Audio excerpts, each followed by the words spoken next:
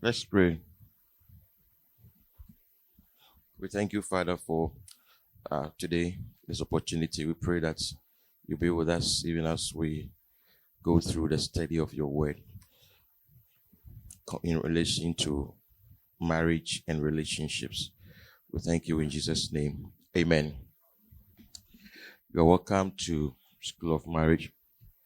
The topic we are looking at today is watch these things. Watch these things.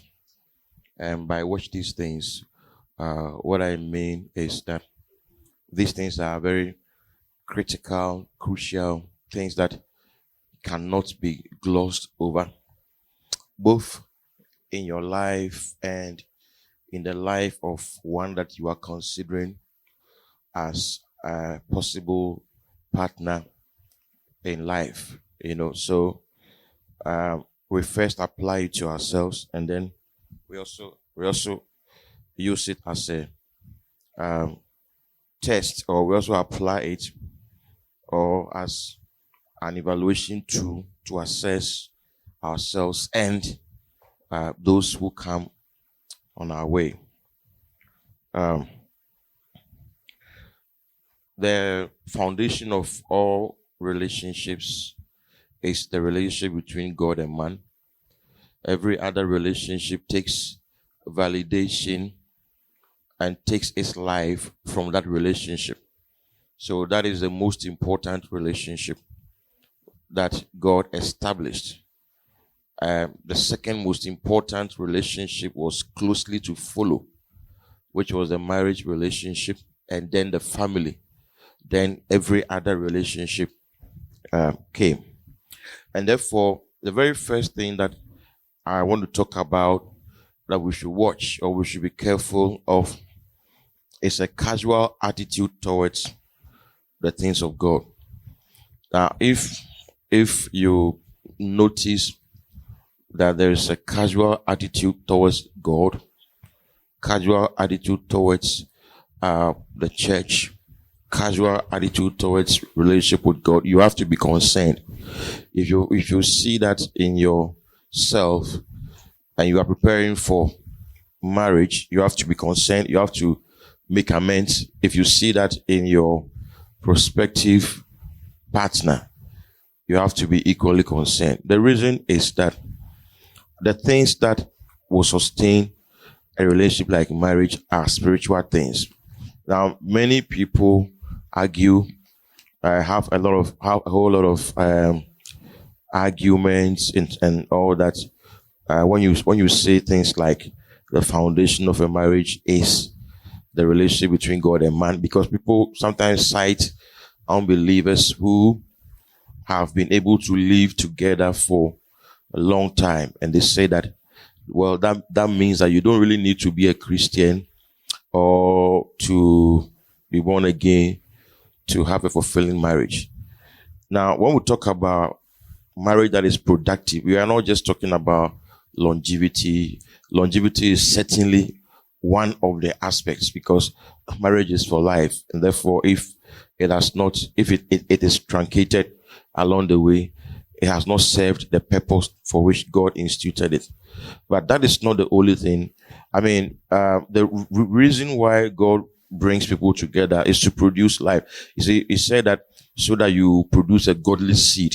A godly seed. When you read Malachi 2, the godly seed is not just referring to children, but it's referring to some spiritual substance that is produced out of the relationship.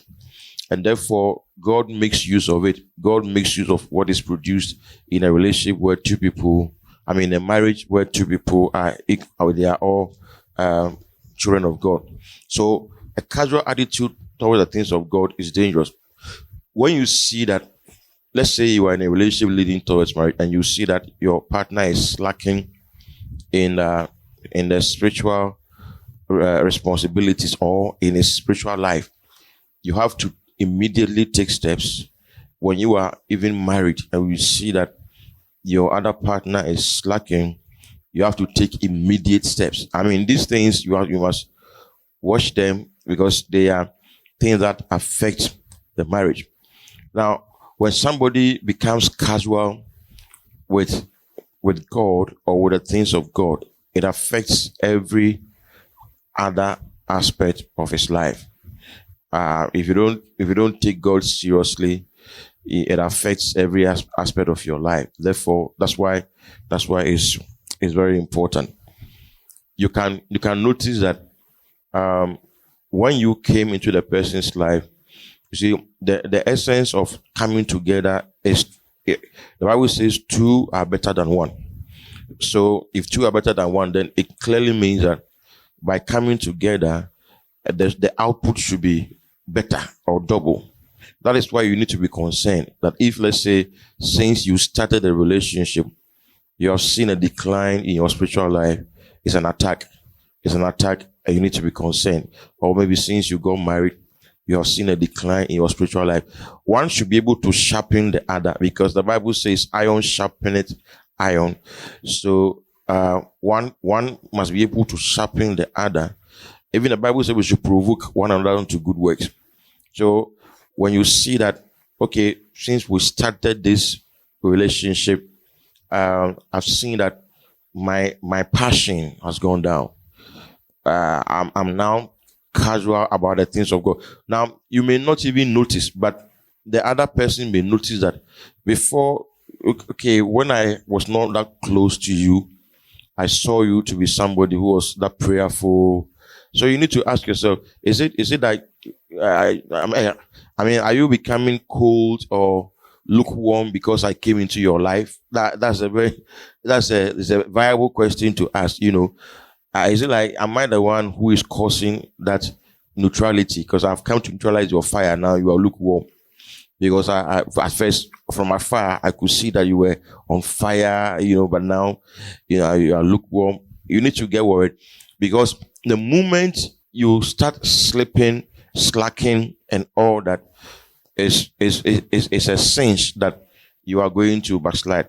And do you know that, for instance, somebody was telling me that he said that he has noticed that in the Bible, Isaac was comforted when Rebekah came. Isaac was comforted from his mother's death when Rebekah came to him. And so he said that he had noticed that women are powerful, because when they come into your life, you know, anything that is painful or anything that is disturbing will come down. Then he made a comment. Then he said, but before Rebekah came, Isaac was out in the field meditating. You know, when Rebekah was coming, she was on a camel and she saw Isaac. He had gone out to meditate. But then he said that, but we never heard Isaac meditating again after Rebekah came into his life. So anything that brings you comfort can actually also lead you on a decline, you know, because it's like you have become so comfortable that now it's like the job, the law that you have to go to his presence to get, you think you are getting now, because companionship is great, you know, and all that. When you meet somebody and you become friends, you are so excited about the person and all that. But the excitement should not lead to a spiritual decline, and we must always guard against that. Fight against that. Remember that the two should be better, not bitter. We should be better, not worse. You know. So now double outputs. You know. So I expect that once I get married, I must make sure that I don't lose my spiritual fervency.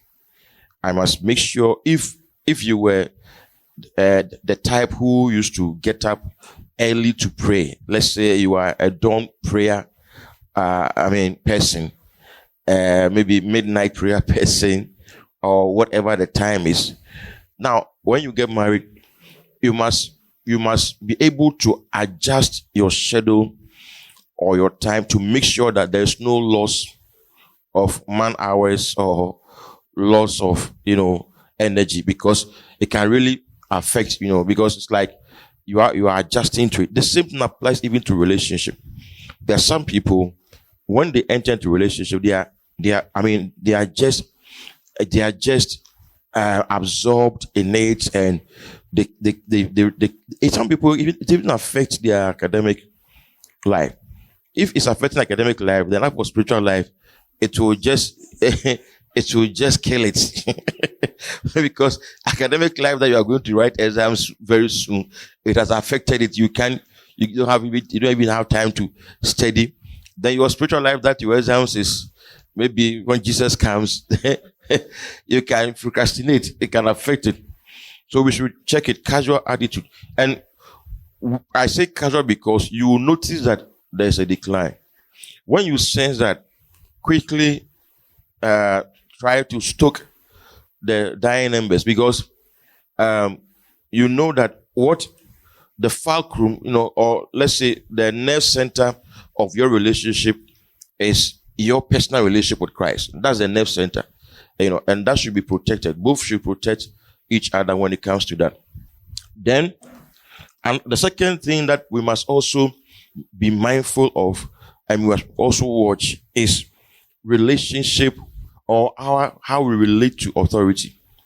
How we relate to authority. When you meet people, you must look out for that. How they relate to authority is a function of their character. It's a function of their character. It's a function of their maturity. How people relate to authority, both the man and the woman. You must ask yourself, is this person under any form of authority at all, or he or she is not? If it's a man, you must watch out and look out for how he relates with his superiors at the workplace, how he relates with his parents, on all that. Anything that is authority, you should not gloss over it. You should be concerned. And if there's a way you can help, then you must do that, because that is going to help you. You see, for instance, if you are a lady and then you've met a man, you want to marry the man, and then you realize that this man has issues with anybody who is a superior at the workplace, in church, wherever, then you must know that you are in for trouble. Because there must be somebody that, at least if all else fails, that person can speak into the person's life and the person will obey. Because the issue is that, if, let's say, that's why sometimes people who shy away from meeting your parents or your spiritual parents or something, those people cannot be trusted.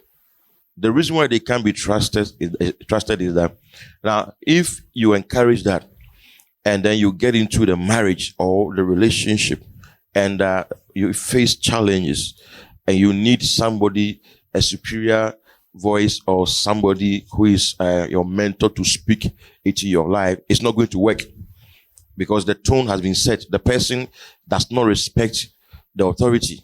See, so if the person does not respect the authority over you, then you can't move with the person. If you move, the person is going to turn back to you. It's going to affect you. Now, if the person is a lady, for instance, I'm talking about the man first. The man doesn't have any authority over him. You're going to have a very hard time when you reach a stalemate or when things get tough. Unless maybe you marry somebody who is perfect, or maybe somebody who does not, God just created him. The next day, he just threw him to you and said that this is your husband, Otherwise, you have anybody you marry, you have to at least get somebody who, in case of anything, you can report. If you say, I will report you to this one, then he will conform, Then the lady too, you must also look at how the lady also relates to authority.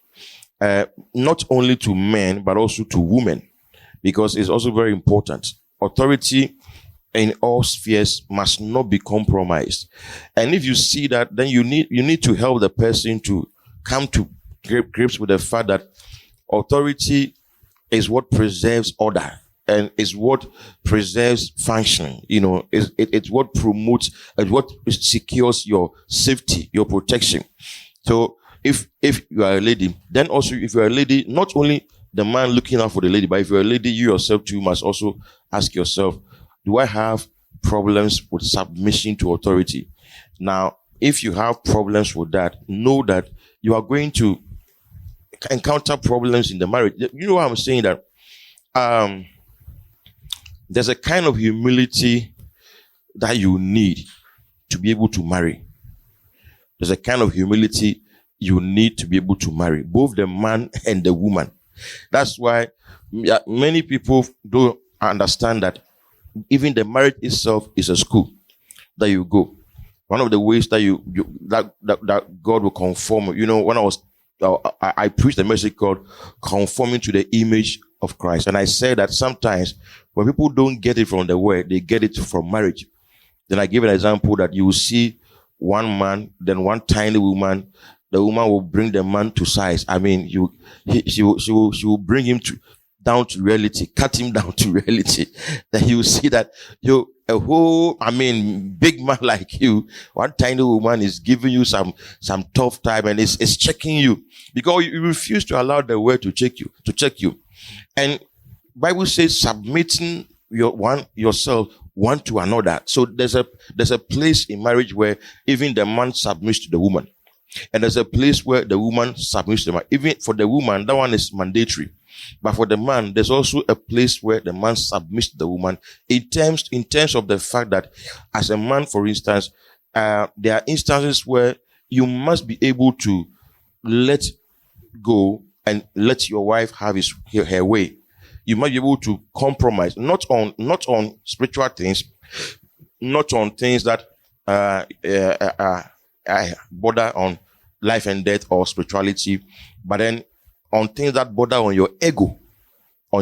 Sometimes you must let go. Because you, the man, for instance, you must know that the home, you are the ultimate responsibility. If you allow anything to creep into your home and, it's like you just open the door for things to creep into your marriage and into your home, and because you have your ego and you don't want to give in, and she must take what you want. There are times that you two must come down and take what she wants. So there's an element of humility on both sides. The woman too, if you are not humble, you can't submit to your husband, because in most cases, you have to take his opinion. Yes. In most cases, take it from me. In most cases, you have to let go and let his opinions prevail. Sometimes you know that you don't trust this decision that he's taking. By all means, let your voice be heard. By all means, state your opinion. But sometimes you know that I must just let him carry it out.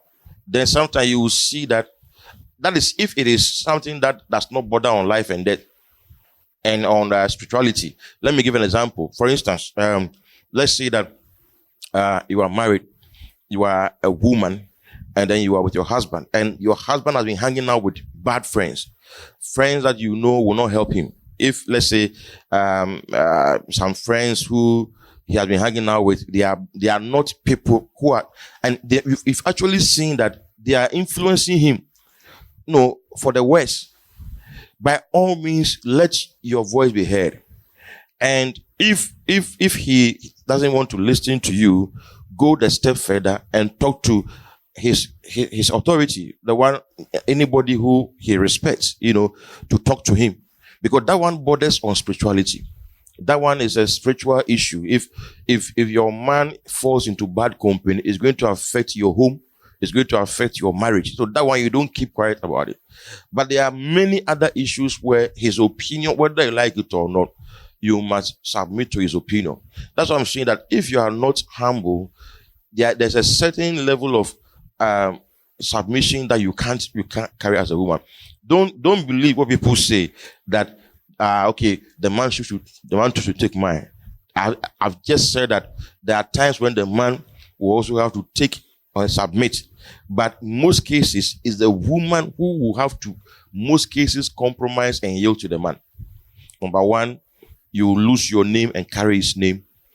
You carry his seed for 9 months, and then he will place a name that he likes on the seed. When you finally give birth through the hard process, he will come and place a name that he like. You cannot insist that no, I want you to give him this name. No. He will have to give the name. At best, it will have to be a trade-off, a compromise, an agreement.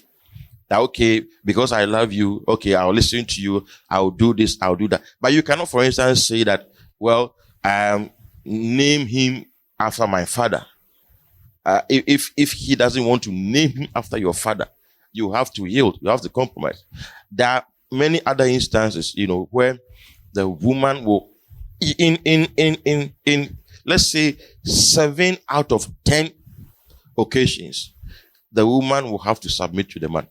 In 3 out of 10, the man too will have to submit to the woman. Because that's what the Bible started by saying, that submit one to another in the fear of the Lord. Submitting yourselves one to another in the fear of the Lord. So relationship to authority is very important. So we have to check it. Now, if you see that you have a problem with submission, you must start working on it. If you are a man, you have a problem. There are some men, they have a problem, big problem with listening to the opinion of their wives or a woman. Big issue, big issue. I mean, big issue. It's like a woman should never offer suggestion, should never have an opinion, should never say some, as we say, that one is wrong. That one is chauvinism is wrong. Because, like I said, there are important matters that you must demonstrate that you are a man. For instance, decisions like whether Iraq should attack America, America should attack Iraq, whether Ghana should adopt HIPIC or not. Those are things that you must prove that you are a man. But things like, what food are we going to eat? Where are we going to spend the vacation? And all those things, they are mundane things. I mean, think about the big ones. Big ones. Now, the implications of the socio-economic, political development of society. How Africa can overcome limitations and rise to the top, and all that. How Ghana can take her place back as a leading producer of cocoa. Those things should be your border. Those things prove that you are a man. but things like, oh, what food are we going to eat? Say, no, I insist that you do this, the food. I mean, I insist this, I insist that. That I insist. If you have it in you, that's why some people marry and then they get shocked. Because, and if you don't take care, you will say that the woman has changed. But it's not that she has changed. Because the thing is that she too is a human being. The fact that the Bible says you are the head does not mean that you don't consider what she also feels and maybe what she also thinks. She's also a human being like you. She also has feelings. She also has things that she thinks about. And so you must have the humility to submit in terms of coming to solicit for her views or letting her views be be brought on board. It's very important. It's very important. If you meet people and then you want to marry them, you must ask yourself these questions and find out if the person has those issues, and then you know what to do. You have to help the person, and if you have those issues, to be open, admit it, because you have some time before you marry. Admit it. Otherwise, you will learn it the hard way. You will learn it the hard way. There are people who learn for the very first time that they are nobodies in a marriage. It shouldn't be like that. You should know that you are nobody. You should know that you are nobody before you marry. You shouldn't learn that for the first time in a marriage.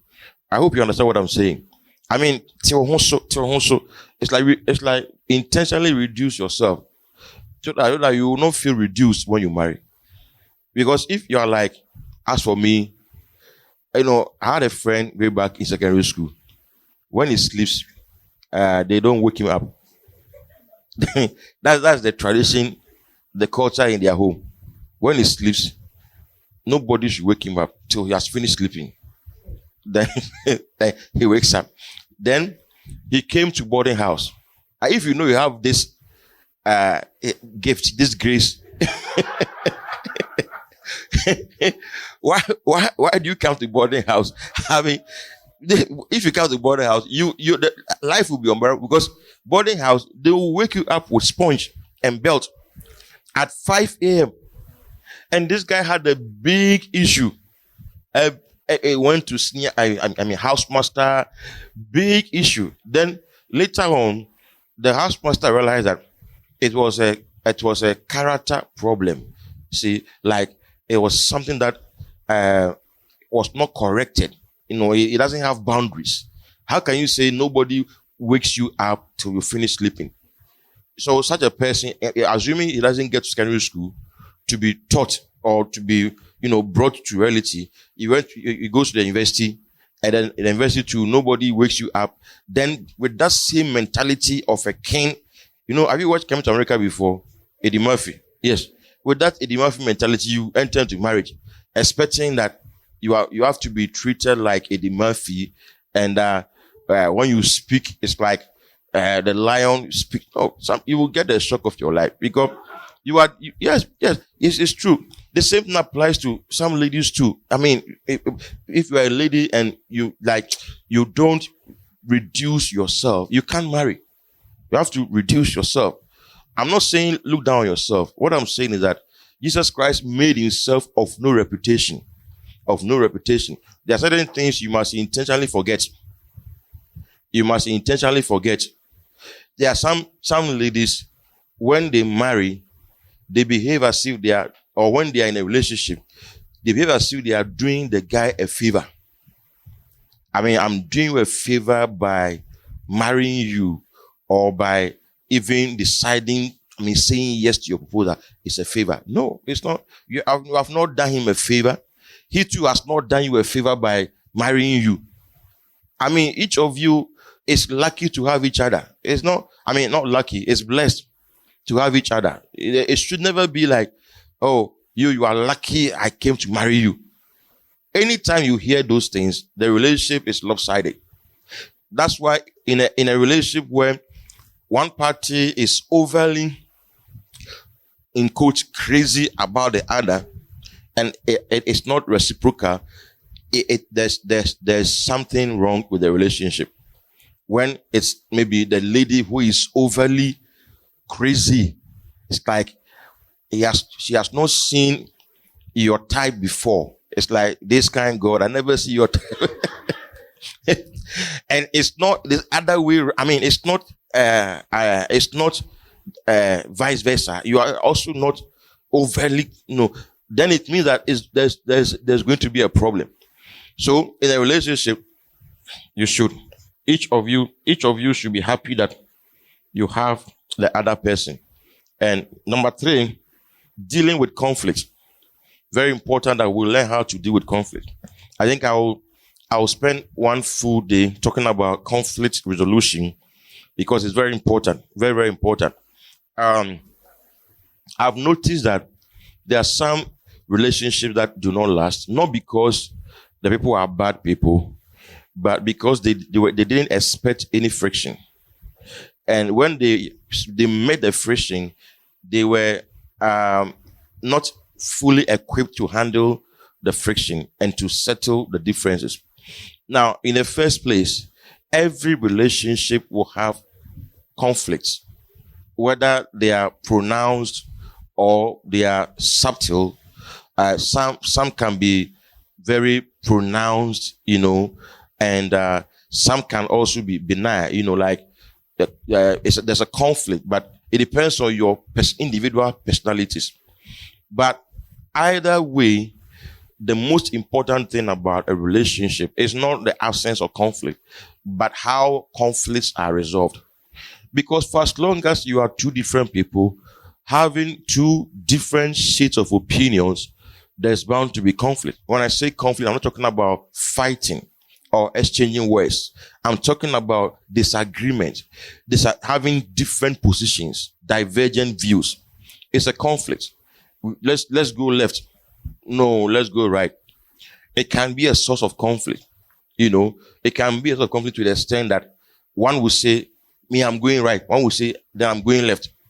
So how do we reach a compromise? If, let's say, you are somebody who doesn't like to sleep in the light, with the lights on, then you marry somebody who doesn't like to sleep in darkness.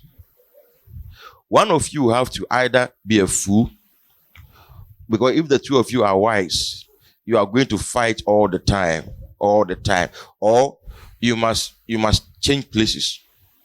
Today you are a fool, tomorrow I'm a fool, the next day you are a fool. Otherwise, because you just imagine, how is it possible? Let's say it's a single room. If you have 2 rooms, fine. If it's chamber hall, fine. But let's say it's a single room. You can't sleep with the lights on. With the lights off. From childhood, you are afraid. So you always want the lights on. Okay? This one is used to sleeping with a fan. This one is not used to sleeping with a fan. So how do you settle it? One by all means, one will have to sacrifice. Or then let's reach a compromise. So I'll put a fan on when it's 12 midnight, then we'll put it off. Or we put it on when it's 12, we put it off when it's 12 midnight, then we'll put it so that you will enjoy 6 hours. I enjoy 6 hours. So two people were fighting, and they said that they wanted to divide their room into 2. So then the woman said, okay, I'll take from down to this high. Then you can take the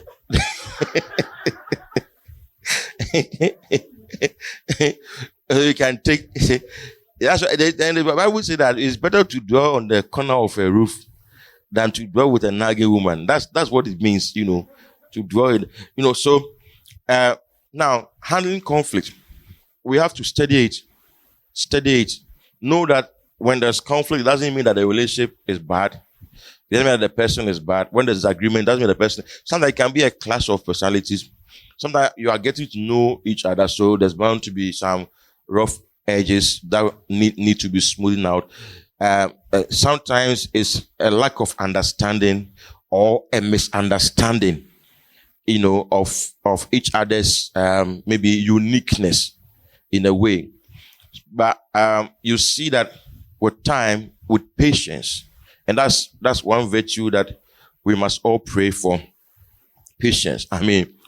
We must pray that God should help us, give us a lot of patience in relationships, because that will settle many things. There are many things they are just like the weather.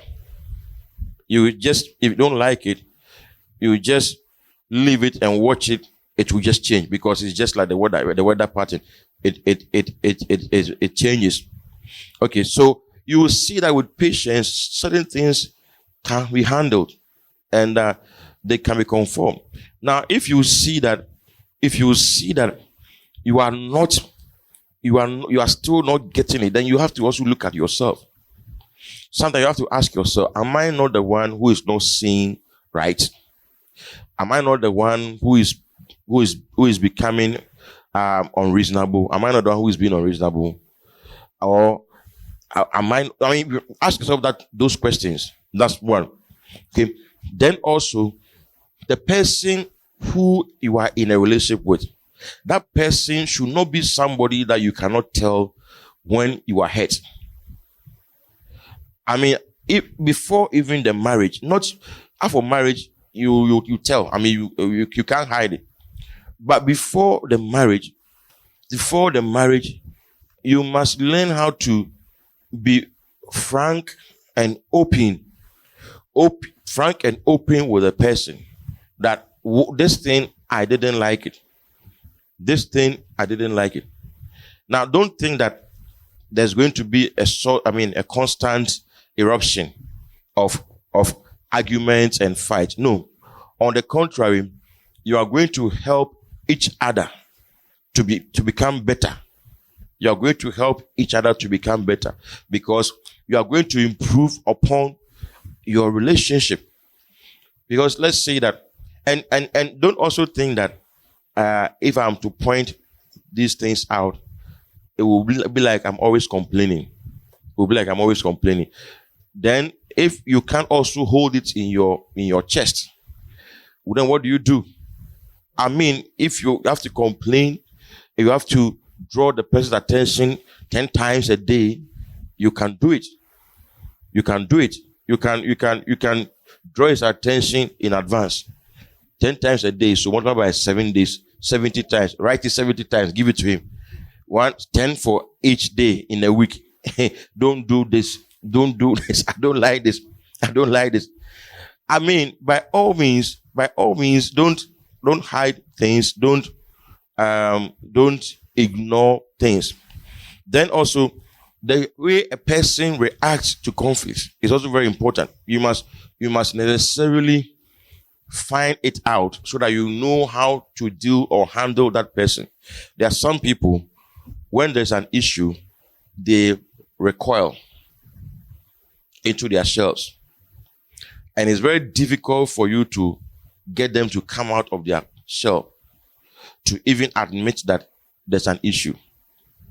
There are some people, when there's an issue and then you face the issue, you face it, they withdraw. So we have those who recoil, we have those who withdraw. There are people, when you put the issue before them, they become apprehensive, they become defensive.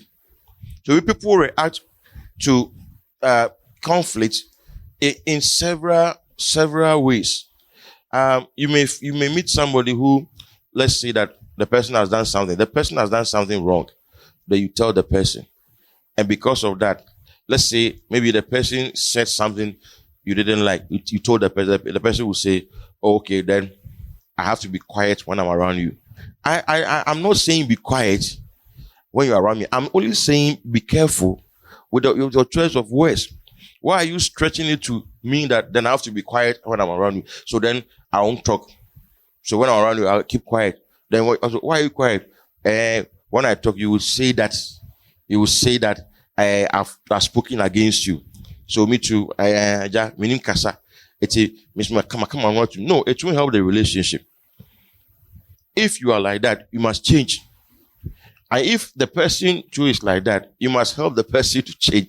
It's not going to be easy, but you must help the person to change. And you need to have patience to help such people to change. Because number one, you must not get angry. The moment you get angry, you cannot help the person. You must have a lot of patience to be able to observe, to be able to help the person. Sometimes, if you are the type that is, it's like you can make light of big deals, the better. I get what I'm saying. If you have people who can lighten burdens, the better. There are some people when they see that you have withdrawn, they will come to you. They will come to you. They will do anything to get you to talk. And sometimes they will even apologize for making you feel bad, just to get you to talk. I mean, if you don't have patience, you can't do that. You also say that, well, why didn't I make that kind of thing.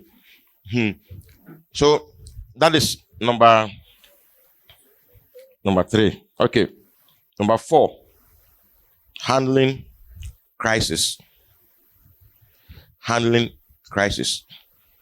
A crisis is a situation that defies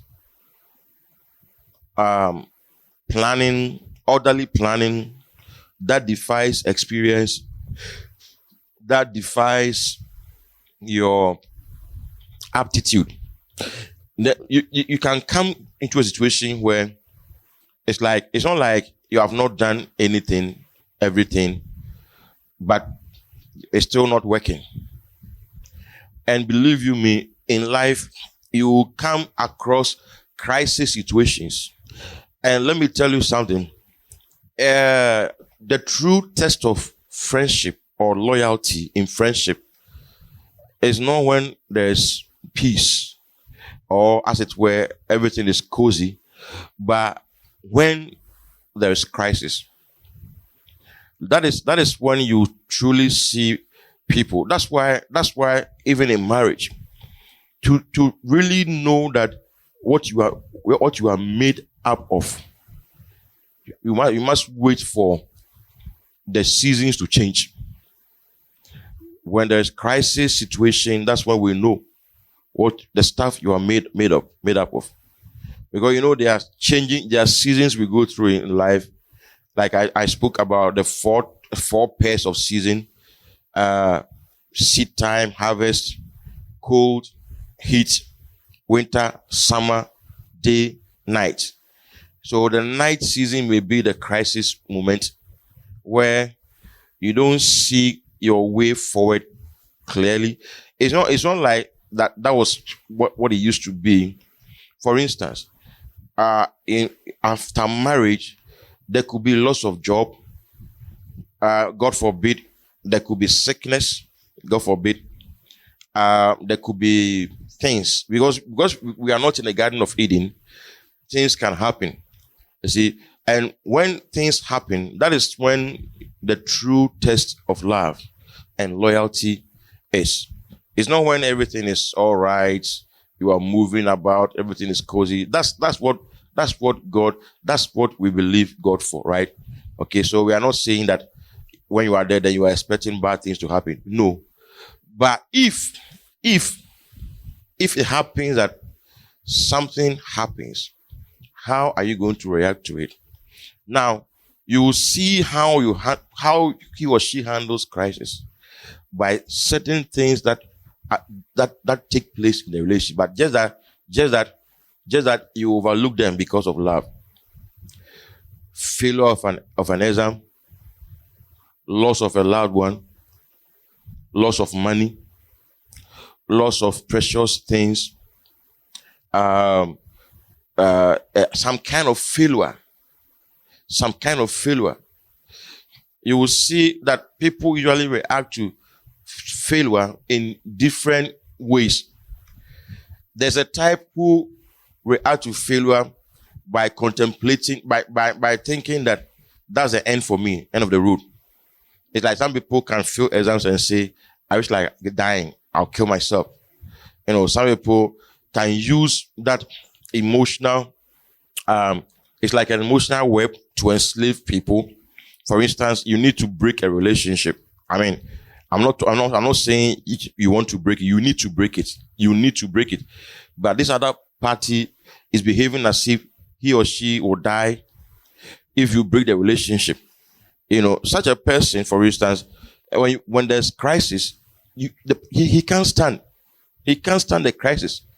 He can't stand the crisis. When there's a crisis, the person will betray you because even just this little crisis, look at how the person is reacting. This little issue, this, and you will see that. So those things you must watch out for. Those things. If you don't wait till you marry before you are shocked. Let me tell you, there's a tendency to have surprises in marriage because it doesn't matter how long you court. There are still things you will find out only after you are married. But the surprise and the shock and the adjustment can be greatly reduced if you are already armed with certain truth. Okay, so you know. For instance, I wrote in one of the articles that the love feelings that we have for one another, for each other, those love feelings, they have a very short lifespan. Those feelings, their lifespan is just after honeymoon. In fact, even when they granted that it's so long after 1 year, even 1 year is too long. Those kind of butterfly feelings, but oh yes, those kind of butterfly feelings of love that you feel that I'm in love. That feeling, the lifespan is very short. When you get married, you will see that you will have to intentionally generate those feelings. Otherwise, they will never come back. Oh yes. Yes, I'm telling you the truth. Otherwise, Otherwise, they will never come back. If you don't intentionally generate those feelings, they will not come, because it's not supposed to last the whole life. That's why occasionally Bible says return to your first love.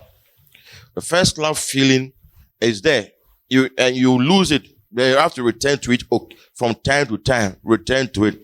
So those feelings, they have a short lifespan. If you know this, if you are armed with that truth, and then you get married, then you go for honeymoon, then you are cruising on the lake, and the man is using the fork to take food to put in your mouth, and then you are slapping each other with a laugh. Laugh slap. laugh slap. You are doing laugh hide and seek, running along the banks, along the beach, in each other's arms, being swept off the floor, breakfast in bed. Yes, those things, they have a very short lifespan. After honeymoon, at most, after 1 year, those things will just vanish. You'll vanish. And if you are not armed, if you are not forearmed, you would think that there's something wrong with you. And you would think that your marriage is failing, because you have built your marriage paradise on feelings and on these things. But then you will know that if you want those things to come back, you will have to intentionally generate them. Before marriage, listen, in courtship, you don't struggle to generate those things. Because number one, in courtship, you have not gotten used to each other that much. In courtship, for instance, everybody put their best foot forward. Anytime I see you, you are in makeup. You have your makeup on, your nice dress. Your hair is trimmed. If you're a guy, anytime before you meet her, you make sure that everything is all right. You are well kept. Everything. But what about when you marry and then you don't have that luxury of time, or let's say you don't have that opportunity to be covering those things? You can't cover them. I mean, I see you as you wake up from bed. Even when you were asleep, I saw you drooling, snoring. When you wake up from bed, you see the person in the raw state, like Adam and Eve. It's not the polished state. Yes. So we get used to each other quickly in marriage. When you are not married, for instance, when you are in courtship, if let's say perchance your eyes chance on something, you see the reaction. You understand what I'm trying to say? You see the reaction. It's like, or if let's say something, like you see something goes through you like that, Now, when you marry, for instance, you can see your spouse's nakedness, and it doesn't, because you haven't seen him or her all the time. It's not any big deal. So therefore, so the thing is that it's intentional. I get TV.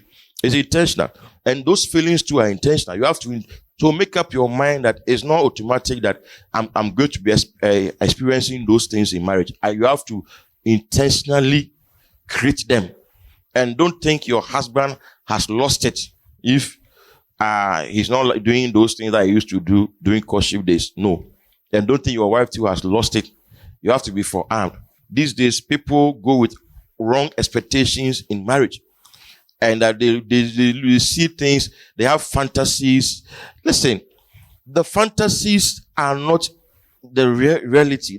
A fantasy, you can sit here and build a huge mansion, like I've built my mansion in my mind. Nobody will arrest me for building the mansion in your mind. I get me. You can build a mansion within minutes, but in reality, putting up a structure, many things will come in. Money will come in, time will come in. You have to, sweat will come in, sacrifice will come in, labor will come in. So you see that when you translate it to the real life, that's when you know the real life. So when I meet people, for instance, who, let's say, they just escaped the They escape. There are some parts of our life that we are unreal. We are unreal. It's not a real life. It's like a cartoon world. When you are growing, when you are not, you see, when you are still dependent on your parents, okay, and they make choices for you and all that, that life is unreal. You are in a cartoon world. You don't have a border, don't have a burden. When you are hungry, you just go and tell your mother, I'm hungry. You don't care where the food is coming from. Are you getting me? You don't care where the food is coming from. You don't care where the money is coming from. Your father is there to give you money. Your mother is there to give you money. You don't care where the money is coming from. That is a cartoon aspect of life. You know what I mean by cartoon aspect? A cartoon life is very easy, very fast. A cartoon you can kill a cartoon. It can be overrun by a heavy truck. As soon as the truck passes, then it gets up. Jerry can use something to hit Tom. Then Tom will just go down, then he will spring up like that. That's a cartoon world. It's not real, right? Now, when you start life, you start work. That's when you start learning. That's when you start learning. That's why people who fall in love during the cartoon stage, if they don't go through maturity, when they finally end up in marriage, they have issues because they think that the cartoon world is a real world. In the cartoon world, for instance, you just dream and you just have it. But in the real world, you don't just dream and you have it. You dream, you have to work, dig, sweat. You have to go through delays. The real world is like that. The real world is not like the cartoon where everything is swift, fast. No, I need this. Then it comes. No, the real world, you have to go through process. You see, maybe you are imagining your role models are people who have made it in this life. Maybe your role models are maybe people in showbiz who have made it and they are showing their mansions, and you see that in their house, for instance, if you're a lady, for instance, they have a lot of servants, doing things in the house and all that. And that is the imaginary world. In the real life, you may not have that luxury. So you must adjust your thinking. You may not have that luxury in the real world. And believe me, when you marry, nobody is going to come and give you money. Your parents will not come and say you are married, so take this every morning. Take this. No, it's not done. It's not done anywhere. How you get me? So you must adjust your thinking. Prepare yourself that in the real world, things are different from the cartoon world. That's why I don't trust cartoon relationships. And cartoon people who enter relationships still in the cartoon age, it's a cartoon stage. Their whole minds are like, in life is just one step, then you are there. It's just one step, then you are there. When they meet challenges, then you see that they are not prepared, they are not equipped. Especially people from so-called well-to-do homes, well-to-do home. Most of them are not prepared for life at all, unless there was a conscious effort to prepare you for life. Most of them are not prepared for life. They have not faced any reality of life before. How you get to me? Everything is done for them. Everything is so. When they come face to face with issues, that's when the real test comes in. But when you meet somebody who has been living on the street since childhood, then you wise koto. Those people they have been living. People who started taking care of themselves when they were going to school, for instance, they know how to handle money. Yeah, they know how to handle money. But if, let's say, everything is given to you, you may not know, you may have to consciously learn how to handle money or how to keep it. How you get to you. So equip yourself and know that these things will come. Crisis may come. Pastor Adams preached a message. He said that it won't be well forever, so seize the moment. It appears a negative topic, but it's very real. And just I think this week I was going through my camp meeting notes and I saw the topic and I said, wow. So it won't be well things will not be like this forever. So seize the moment.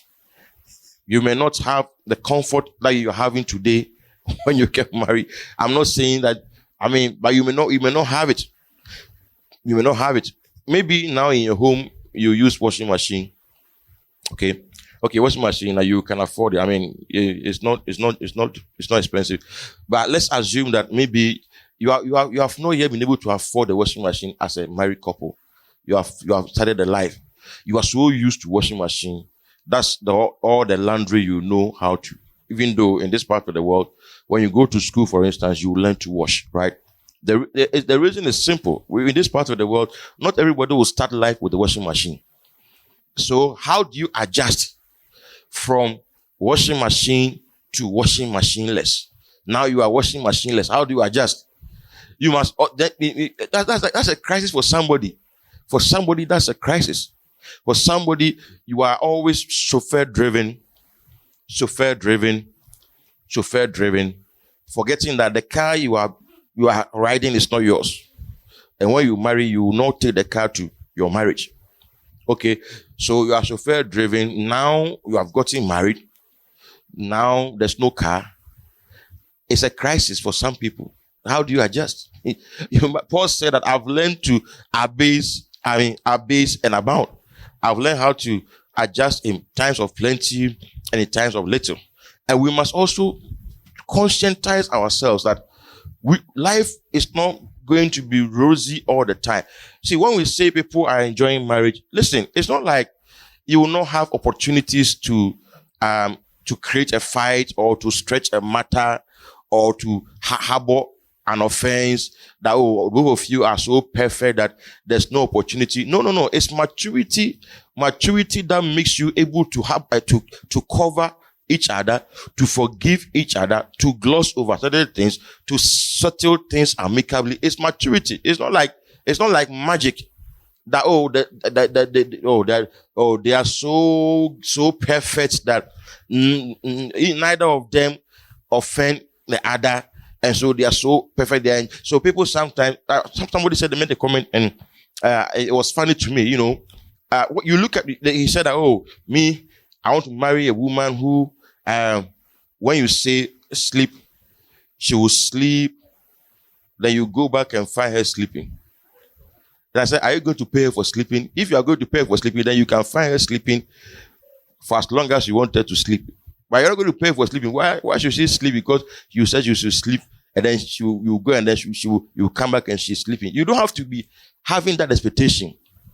One thing I prayed for before marriage, because I said that I don't want a yes woman, a woman who cannot express herself, who can, like somebody who always have to, excuse me, to be doing yes. That's not healthy. It won't help you. How you get it? It won't help you. You don't have to marry.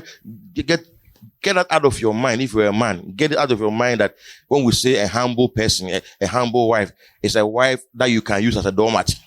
A wife that you can use as a doormat, that she has no rights, she has no opinion, that when you say, hey, then she runs to hide. No, she will not run to hide. That's not the Bible's definition of humility. I've come to realize that what we call humility is far from humility. People who don't have confidence, we say they are humble. Not having confidence does not mean you are humble. Or if you're a shy person, it doesn't mean you're a humble person. You say, this is a very humble person. Why? Because he doesn't talk. He's very shy. Even when you give the microphone to him, he can't speak. He's hiding behind. He's a very humble person. That's not humility. No. So humility is this. Humility is how you relate to people who are under you. That's humility. That's humility. How you relate to people who are under you. That's humility. Humility is not like soft-spoken. If you are soft-spoken, if you walk like Miss Havisham, like Catherine Coleman walks, like as if she's floating. You don't want to step even on the ground lest you kill an ant. That's not humility. We must understand that in our culture, anybody who speaks a lot, we say the person is proud. the person is not humble. And that's one mistake that I decided I will never make among my children. They are different. There are some of them who speak.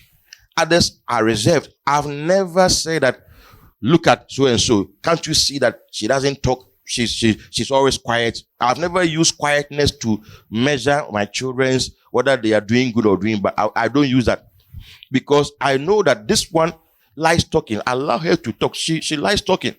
This one doesn't like talking. That's her nature. In some things, you deal with this one, you deal with that one according to their nature. And anytime they try to shut down the one who likes talking, I reprimand them. I tell them, look, don't do that. Don't do that. The fact that she likes talking is not bad. It's not a bad thing. I get TV. It's a personality and temperament. But in our culture, when a child is outspoken, we say, "Biano, penisem, one thing, oh pekasa, biano." So children are timid; they can't express themselves. And even if you are a lady now, thank God it's changing.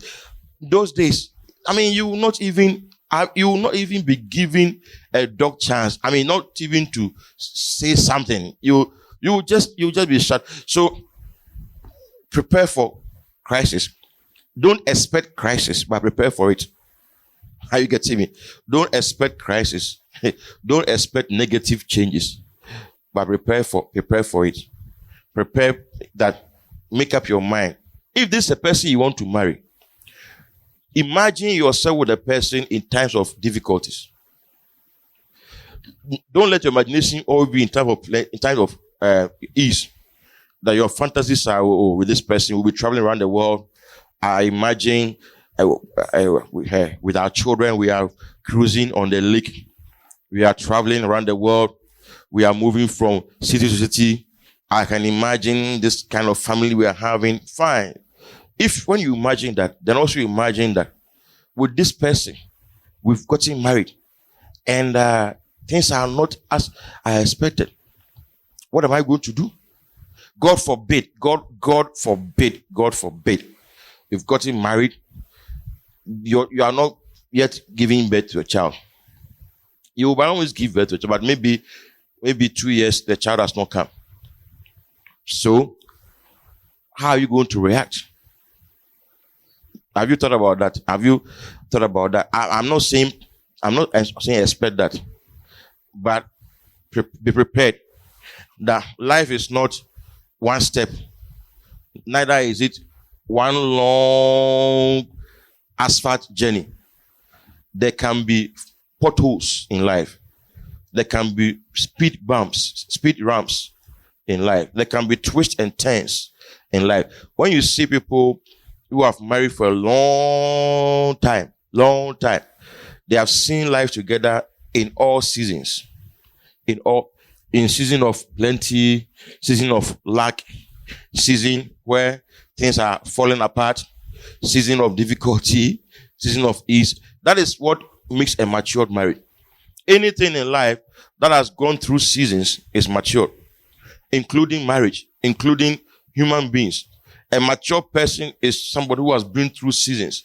The difference between you and I is because what I've been through, you have not been through yet. I've married, you have not married, right?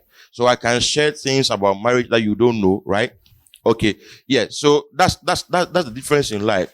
Now, a matured ministry is a ministry that has survived many things. A matured business is a business that has survived many things. Economic downturn, depression, victimization, whatever, has survived all these things. Is a matured business. A matured marriage is also a marriage that has stood strong in the changing seasons of life. So don't expect evil, don't expect a crisis, but be prepared. Develop shock absorbers. Shocks. Shock absorbers. Because this is the guy you want to marry. Now your vision is we are going to marry in 2004. Okay, 24. Now you've completed school. There's no job. God forbid. There's no job. But that's a reality. People sometimes struggle to get jobs, especially in this our economy, and so how is it going to affect the relationship? Not all our plans come through. Some fall through. It's like I'm speaking. I don't have faith. I'm just speaking without faith. Yeah, just pardon me. I know you have faith. I don't have faith. That's why I'm speaking like that. Yes, I don't have faith, but it will help you. It's not only faith that we use to live. Oh. The just shall live by faith. Yes. But when I say it's not only faith, it's not only positive thinking. Faith is different from positive thinking. But the dreams you have, it may happen that God may have other plans. God may have other plans, or the dreams themselves, they may not go through. What are you going to do? So learn how to handle crisis. Okay. Should I continue? I should stop. I should stop. Okay. Okay. Handling offenses. That is also an aspect that we should watch. We should work on. We should help each other to work on.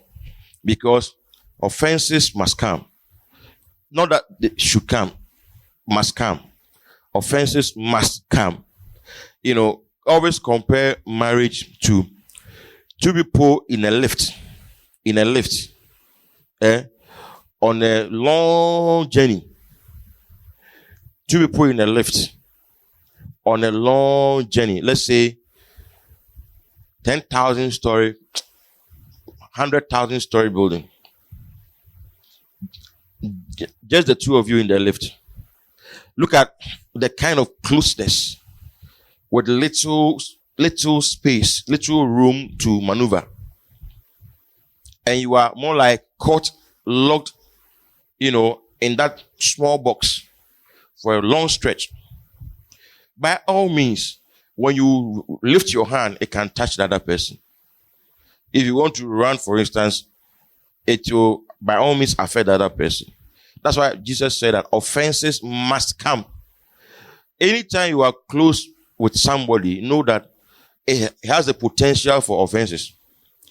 The more you are getting close, put it in your mind that this same person that I love so much, he or she is the same person that I can hate so much. See, Jesus Christ said that make sure the light in you does not turn into darkness. Because if the light turns to darkness, how great the darkness will be. Do you know, the closer you are to a person, even that I can't say that they are a ben nature. They are ben nature. So the closer you get to people, the greater the potential for offense.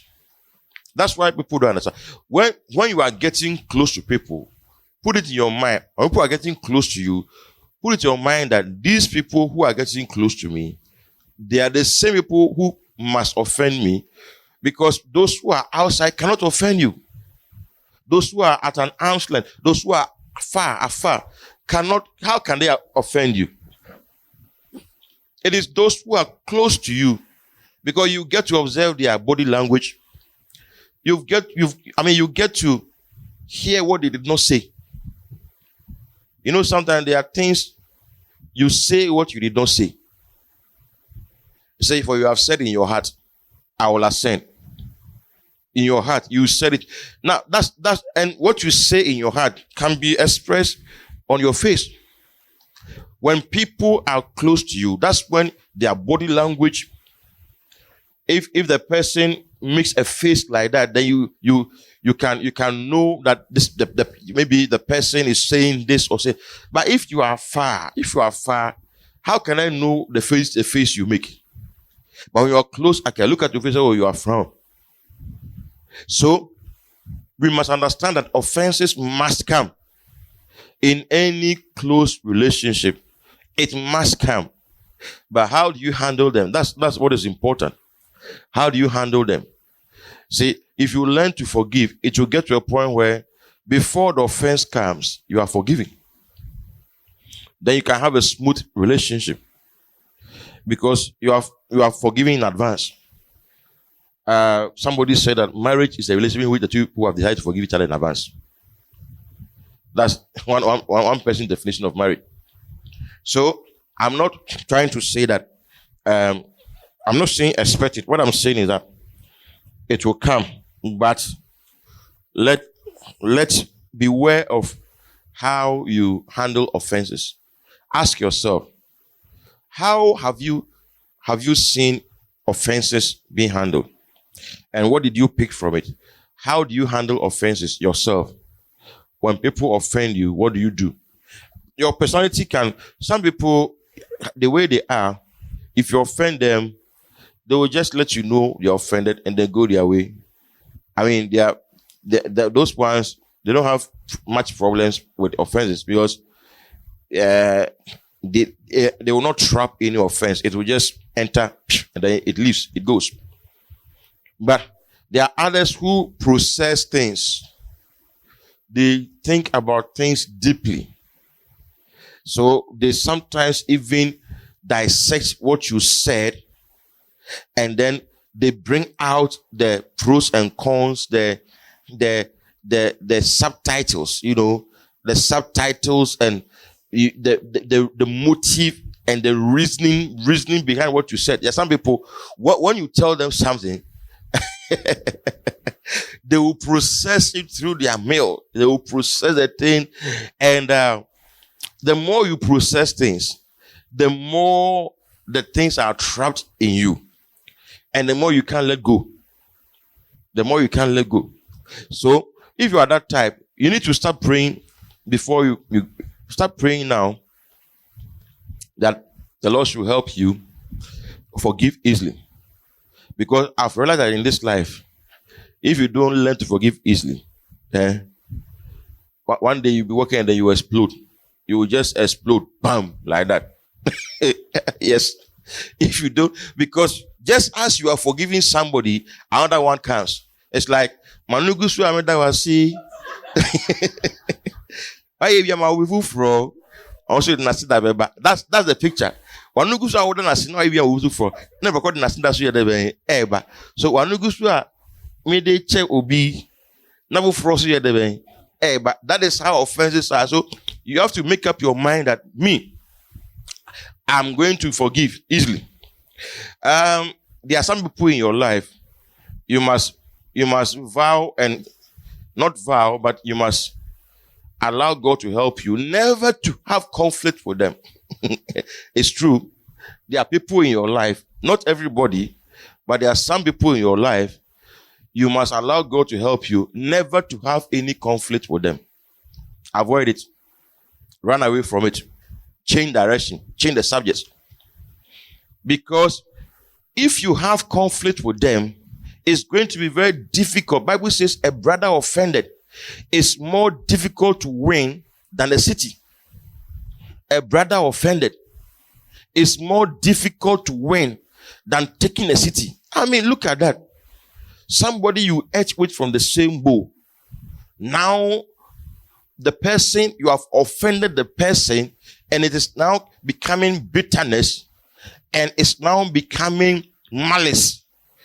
It would take a lot of effort to bring the two together. So don't start.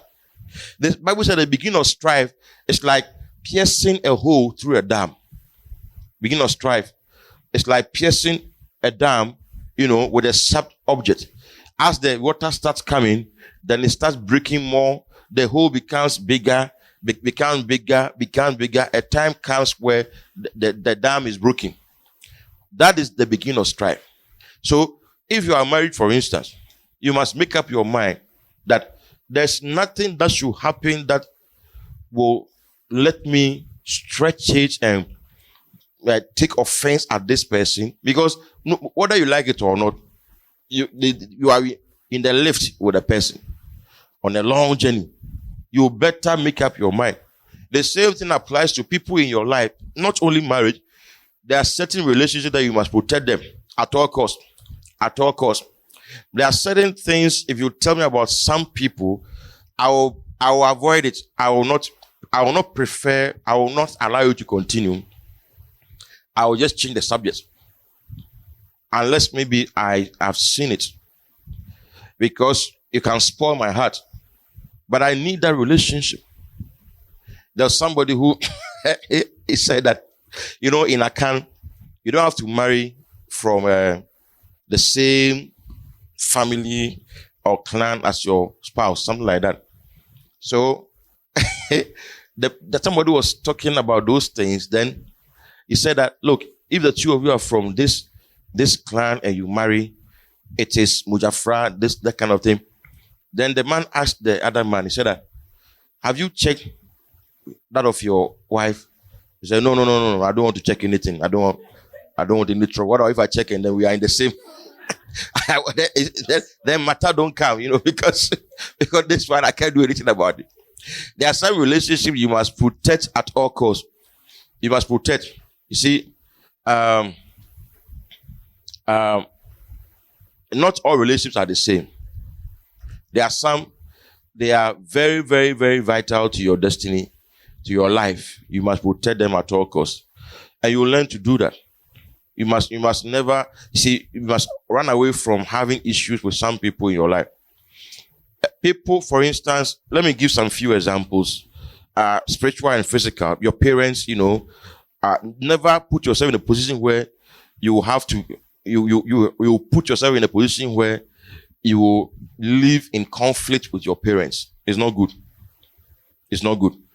I'm not saying that you will like everything they do, and I'm not saying you should not speak or protest.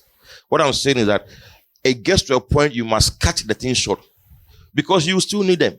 Your spouse, the same thing. It gets to a point you must cut the thing short. Your spiritual authority figure, the same thing. It gets to a point you must cut it short. Somebody who you need in your life. People sometimes they go to places where, let's say, this person is your boss. I was talking about strategic relationship, right? This person is your boss. You need his recommendation, for your next level. Now, it's not like he's doing something evil. That one you shouldn't compromise, right? But maybe he spoke to you in a way that was harsh. That should not let you destroy the relationship. Put your mind on the greater good, on what you want. Don't bang the door on him, because you may need that same door. You may need to come back through that same door to collect a testimonial.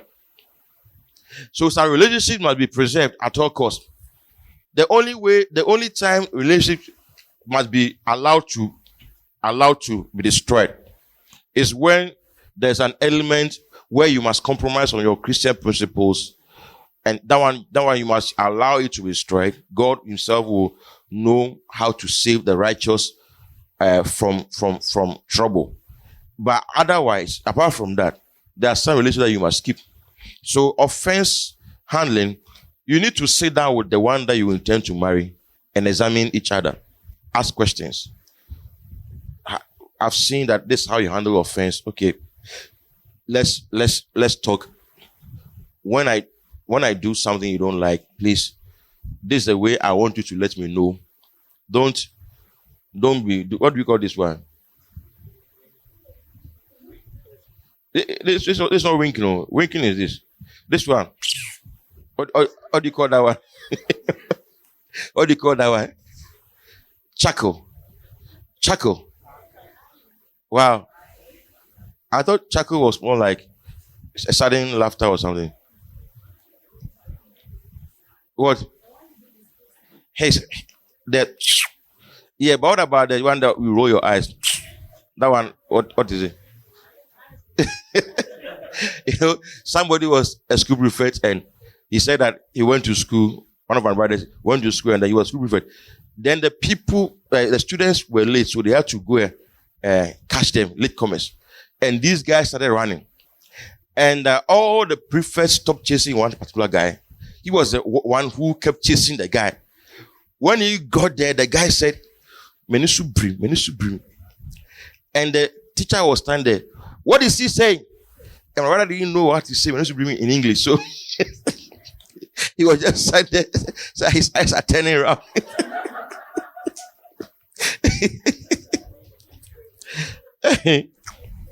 Okay. Overriding passion. What is his overriding passion? Very important. Passion, there are different kind of passion, but we have overriding passion. Know that overriding passion. You must know it. Know yours. Know his or her own. There are some people, their overriding passion is to help people. They can't stand they can't stand the sight of people going through issues. That's the over. I'm not talking about the work of God. My passion is the work of God. No, I'm talking about something that makes you tick. It makes you tick. That's your overriding passion. Something that can easily bring, or let's say, disorganize your mood, organize your thinking. So when you see this, you can't stand. You must know that about your spouse to be. There was one man of God who said that the very first time he had a conflict with his wife was in connection with a house help, because he grew up as a houseboy and he knew how it was to live with somebody and then be giving food to eat and all that. He said one day he was going to buy food and motorcycle hit him. And then, one woman who took him up and dressed him and, helped him. That woman is now a member of his church. At the time, he was a houseboy living with some people. So he said when he got married, he came home one day. Then he saw the food the girl was eating. Then he went to the table and saw his food. And he asked the wife, who gave this food to this girl? The wife said, I did it. It's not bad food. Then he took his own food and broke the plate. Then his own food that was on the table, he took it and then broke it. Then he said, when you feed her, then you feed me. And even as he was saying, tears, because he has been through it before. So that's what is his overriding passion. Overriding passion. Are you getting me? Overriding passion. So there are some people, they hate to see people being cheated. Everybody hates to see cheating, injustice. But there are some, they hate it with passion. Maybe because they've been through such things before. So when they see that you are cheating people, they can't stand it. Yes, that's the person's overriding passion. There's some people, their overriding passion is to explain things to people. Let people get things. I met somebody who said that when he's walking at a doom, he's opening his mouth because he's so boiled up with what is going on currently in the church that it's like he wants the young people to get this, to get that, and he's always talking to himself, And I say, be careful. One day you may charge on somebody, an innocent person, before you realize you are hitting the person. So find that one out, okay? Who or what can change his or her mind? Very important. There are some people, it's very difficult to change their mind. Very, very difficult. Very difficult. See, there are sometimes, I remember there was a time where I used to tell myself that I wish I was like somebody who was very strong, with strong opinions that nothing can change my mind. If I say this, I will just say it and say it and say it. Then I realized that apart from the word of God, we don't have to have strong opinion that cannot change. I saw some people who were like that, and it was like, even if the thing is wrong, that's what I want it to be done. I just do it this way. I just do it, And they are kind of leadership sort of. I admired it, because they were able to get some things done. When I sat there, I realized that whenever he's not around, things slack. And whenever they are not around, And whenever they are around, people become sycophants. People who are around them become sycophants, because they are strong leaders. They are opinionated and no for an answer, no room for discussion. They will just do this and it's fine now. You can't change it. I've just said it. I don't care your feelings and all that. And I realized that, and we were in the same group, and I realized that this leader, those around him, they are sycophants. They always sing his praises. They always say things that will please him, because they know that he cannot tolerate divergent views. He can't. And when he speaks, there's no room for explanation. You can't come and say, I've just spoken. Then when I sat down, I realized, I said, no, this thing is not the best after all. I mean, I think you can get the same results by allowing people to think, allowing them to also express themselves, getting to know what they think. Sometimes what they think may even be better, may even carry that out in a better way than what you are proposing. And you may have to end up taking their suggestion. And you will see the same results, but this time with strengthened relationship, than for you to say that nothing can change your mind. There's a saying that only a fool does not change his mind. Everybody, at a point, you can change your mind. Apart from things that are in scripture, those ones, they are statutes. Statutes are things that are cast in concrete. As a believer, there are things that no matter what, your mind is the same. There are some people, before they come to me, they know my answer. They know my answer. There are some people who hide things from me because they know my answer. So they hide things from me because they know my answer. I mean, they know that if you come and tell me this, I will say, no, this, that. That's the word. That's the scriptures. But not in life. In real life, I should be able to listen to you, get to know what you think and why you think that way. Wait and see if it's going to help. Let's try it and see. Unless, of course, it's something that comes straight from scripture. So, if you don't know what can make a person change his mind, or who can make a person change his mind, is quite dangerous. You must know. There are some people, somebody was telling me that he knows somebody who also knows somebody. When he gets angry, it takes approximately 4 days to cool down. 4 days to cool down. When she gets angry, it takes 4 days. 4 days to cool down.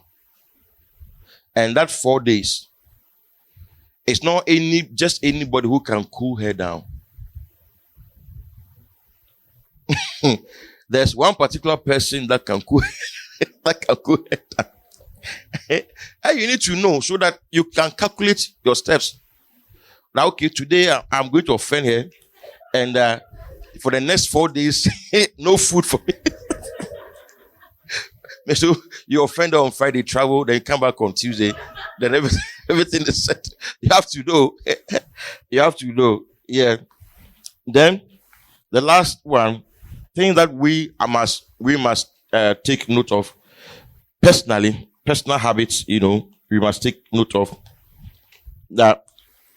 This one, we apply it to ourselves and then to the other person. Cleanliness, which they say is next to godliness. We must look at that. We must not gloss over that. We must watch it.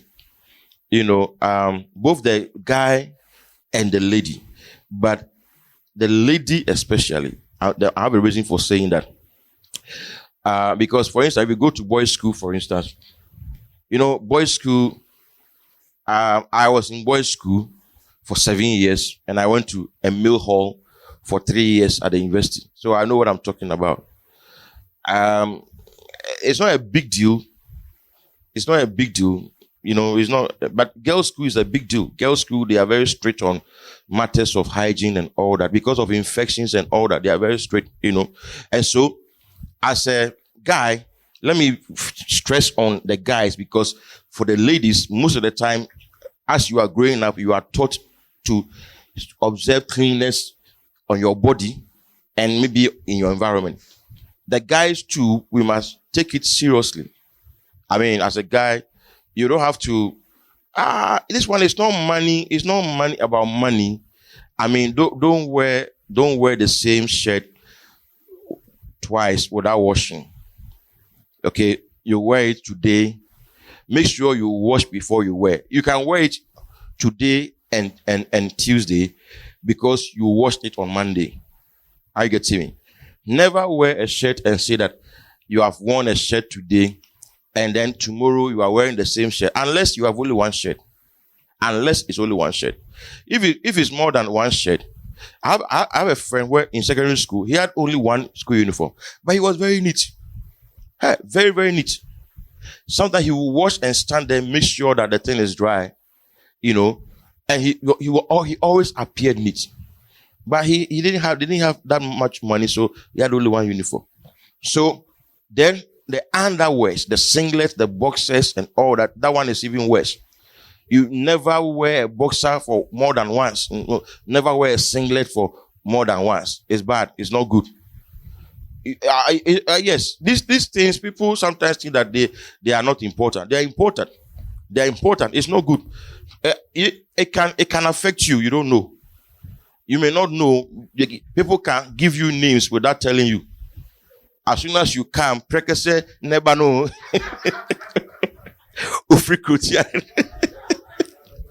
Ofi Krotiara, prekese jamedu never know. Nana prekese never. I mean, so yes, let's be frank.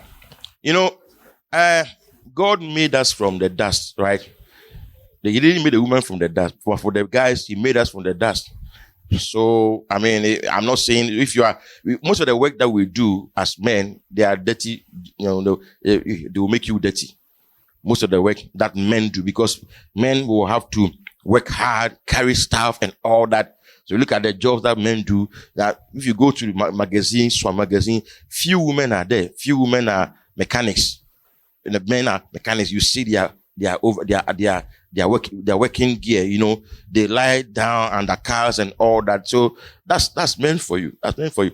But washing is not a bad thing. Bathing twice is a must. Brushing your teeth twice is a must. As a guy, shaving is a must. You should not go unshaved, armpits and everywhere. I mean, you should shave. Yes.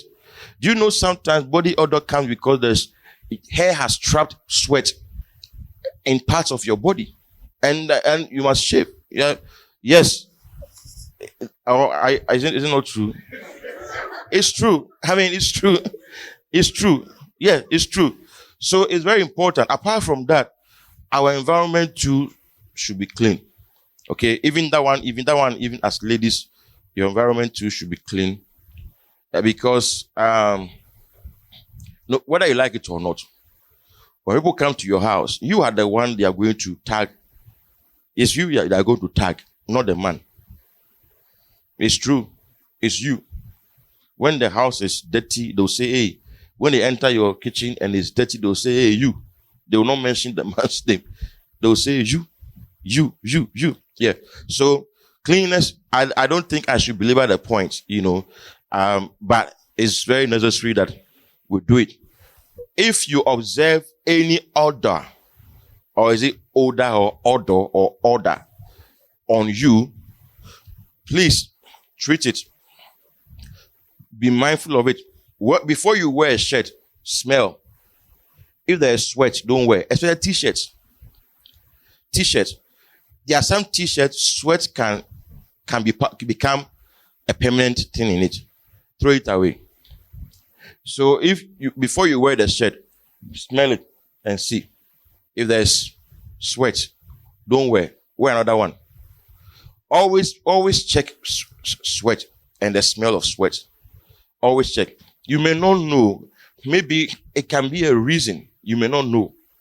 Now, there are some that you have to seek treatment with other materials. Maybe deodorant, lime is the cheapest and the most effective. Deodorant too is there. There are other things people can recommend and all that, other soaps and all that. Socks. Socks. Make sure they are well kept. Yes. I mean, appearance is very important, especially if you want to marry. Especially if you want to marry. Now, if you are an usher, you must always make sure that you smell your mouth. Before you go and talk to somebody, do this. When you do this, you smell. You smell your mouth. Sometimes you have to take fresh water, maybe get a gum. You have to smell it because, or let's say, one day I went to the barbering shop and this guy was shaving my hair, and then they have to use a blade to trim this part, the mustache and all that. And the smell from the hand, I think he had eaten something, twice. Once he had eaten something like kinky and fish. And the thing was, even that one was not as bad as the other one, because the other one was weed. Other one, I think he had smoked weed or something. And the smell, so I told him that, look, you have to wash your hand because you are using your hand to shave people. You have to wash your hand. Recently, I told one barber, I said, look, we are in Corona time. Your hand that we are bringing to my mouth, sanitize it. Use gloves or sanitize it. Because the smell from the hand was not good. Even when you are laying hands on people, you must check and see. Sometimes, otherwise, you may do some impartation. You must check and see. Recently, I got to Linda Door and I was buying roasted plantain. Then the woman used the hand. I said, Madam, we've stopped that thing. And then Corona time, I said, there are some your friends say, those things, they can use those things. But I said, no. There have been occasions where I've taken off. I won't buy. Yes, one woman like that, I'm coming to buy something. Then as she was coming, she picked her nose. And I suspected that she was going to use her hand to take the thing for me.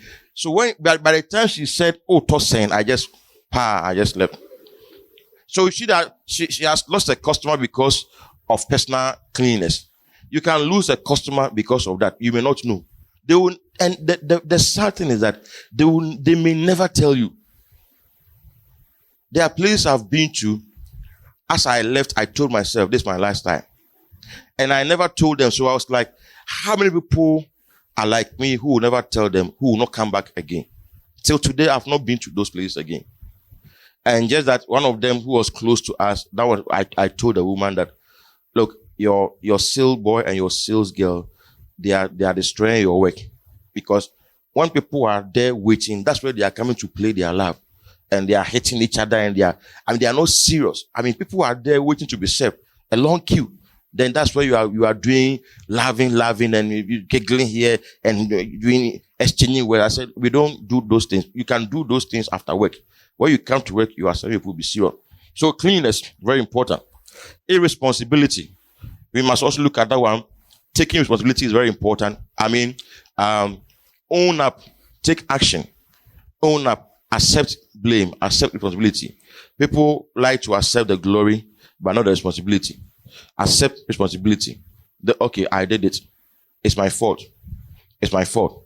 Okay, it's my fault. I did it. Don't pass the buck. Laziness too is a habit that we must overcome. Too much sleep, not getting up early, not being able to rise to the occasion. You have to meet a deadline. You are always late. You have to get up, go and meet somebody for an important appointment. You can't get up early. We should check that. We should check laziness. And by laziness, you see it from those things. The way you even wake up from bed and get down from your bed, you can see whether you are exhibiting laziness or not. the way you stretch, you wind. Some people, the way they will twist and turn before they get out of their bed, you can see that they are struggling to get up, and sometimes that also leads to inertia, the difficulty to move when you should move. Those attitudes, they hamper growth, personal growth. You will miss many things if you don't learn to move. You don't learn to overcome inertia, especially when you are starting something. When you are starting something, there's always the tendency that you can give 1,001 reasons why you can't start now. 1,001 reasons why. I remember when we were about to start TMI, I was combing the whole city looking for a meeting place from Asafo, from Topai to Joso. Anyway, I'll go to this hotel. They will say 500 cedis a day. I say, no, we can't. I'll go here. They'll say this. And I said that, look, by all means, we must start, because the pressure was too much. I was like, the burden was, I said, we must start this next January, first Sunday, we are meeting. So I went to Asim, and I first went to Amekum, went there, said there's no space. So, okay. Then I went to Asim, classroom. They said, okay, 20 cedis a month. I pay for 1 year. So 1 year, 24, 1 year was 240 or something, 240, yeah. So I paid 240 1 year, bam. So let's go. 3rd January, we started. No excuse. I said, we are moving. I don't care the number. We are just starting. Bam. We just move. Because we could have sat down. We could have drawn the thing on the table. We are going to do this. Oh, let's do that. Without ever moving. Sometimes you must move and then look at the challenge, difficulties, and then solve them. Because sometimes you can't afford to delay. Just move. When you move, you see challenges, then you solve them. My senior tutor taught me that. I was a hall president, and then he was hall tutor. We were arranging accommodation for people, and I was giving the. He said, look, president, that's not how we lead. There's a deadline. Just move. When they come, the issues will start popping up, and then we'll start solving them. Truly speaking, we moved. When school reopened, then we were solving issues. Then over a space of like 1 month, every issue was solved. Rather than waiting for them to come before you start placing them. As you place them, this one will come and say this. No. You will drag the whole thing. So movement, move. Laziness. The last one, always blaming others for your predicament. It's also something that we must watch. We should not indulge in blame game. You can blame 1,000 people and 1 people for any situation you find yourself in life. But that is not a sign of leadership. Sometimes you must know that the buck stops with you. I mean, it's your life. Your life. You can't blame anybody per se. So you must take the bull by the horn. What you have to do it. Ask grace from God. What you must do. What you can't do, seek help. Let others do. By all means, don't live your life. There are some people, when something comes, the first thing they look out for is to put the blame on somebody. Then they are free. As soon as they are able to blame somebody, then you see that they are comfortable because it's not me. Sometimes it's from childhood.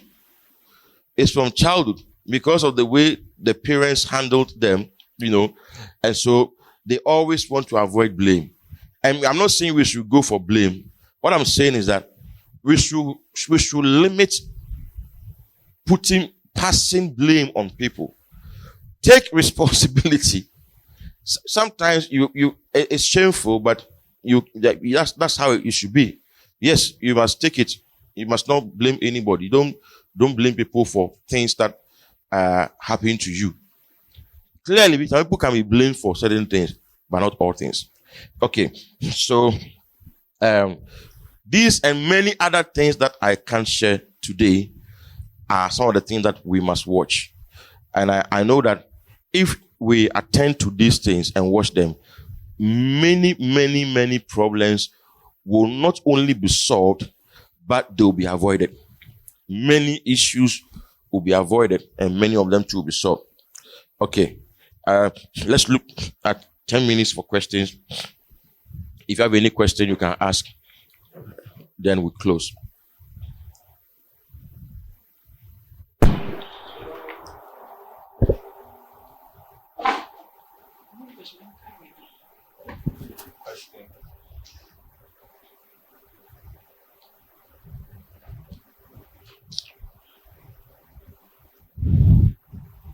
Where did you get me?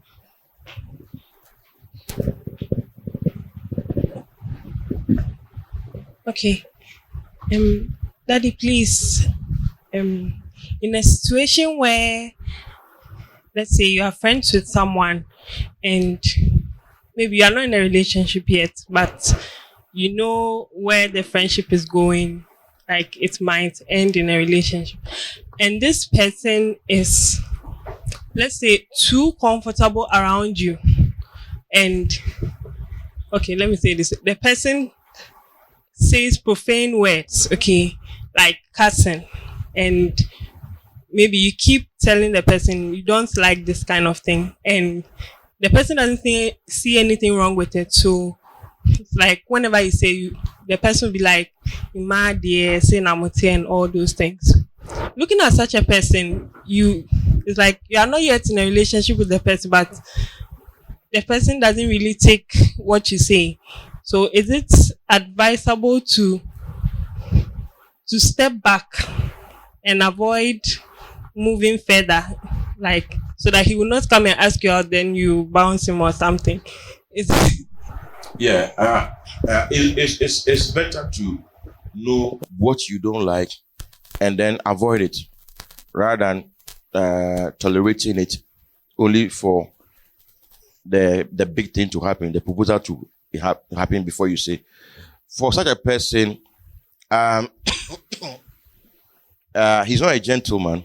Okay, yeah, he's not a gentleman. Using vulgar words around a lady. I doubt if he's born again. If he's a Christian, he's immature. He's immature.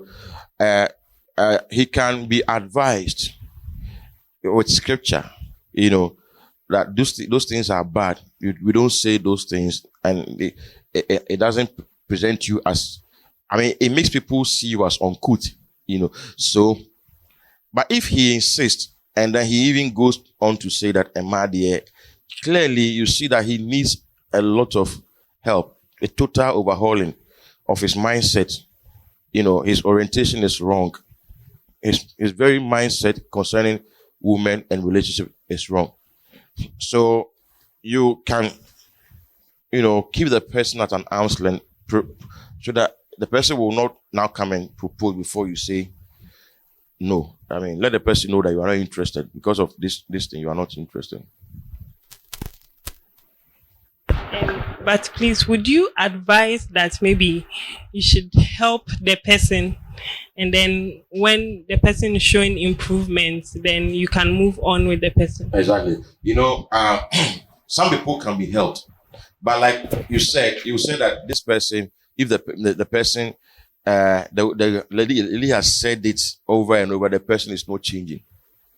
Some people, they don't know, not that they are like that, but they don't know how to speak. They have not been taught. So maybe because he loves the lady can teach him that no, we don't say this way. You have to couch your words well. You have to, we don't say this raw like that. But from this person, his attitude is like he's a bit far. He needs a lot of work to be done on him because of the way he said that. But maybe somebody genuinely, he's just saying the thing as it is, and you are just telling them, use some euphemisms or just tone down. Don't say these things. Like the person can change. Apart if all other things are correct, and this is the only issue, the person can change. And the person is changing, then there's nothing wrong. But for somebody who clearly his orientation is wrong. I mean, he doesn't see anything wrong. When you say he's even teasing and all that, you see that it can't help the person much.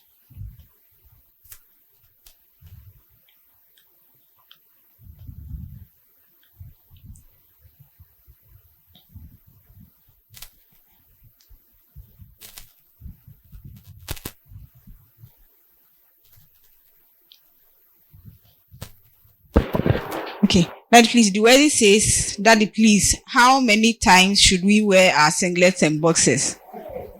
Once. The word is once. Yes. Okay. And So, like, if you wear it today, you don't wear it till you have washed it. Yes. Okay.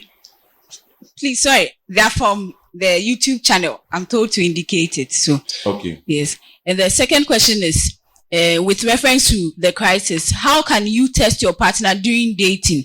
Can you take a scenario or something just to test her?